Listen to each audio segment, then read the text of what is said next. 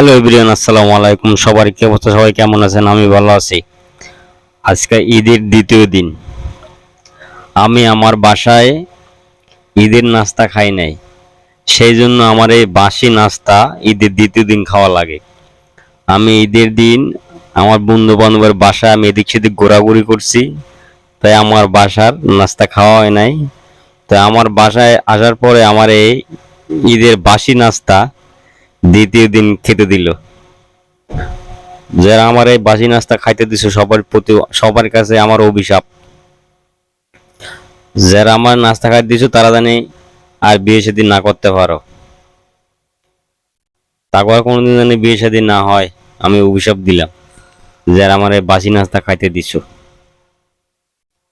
তো আমি কি করলাম, এই নুডলসের সাথে অল্প কিছু চানাচুর নিয়ে মিক্সার করে খাইলাম।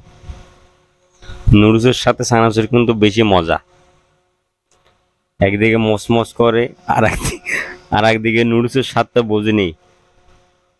আটা, সেদ্ধ আটা আর ভাজা আটা, দুইটা দুই রকমের স্বাদ। নুডলস আর চানাচুর একসাথে মিক্সার করলে সেই রকমের স্বাদ। ভালো থাকবেন সবাই, সুস্থ থাকবেন। আল্লাহ হাফেজ।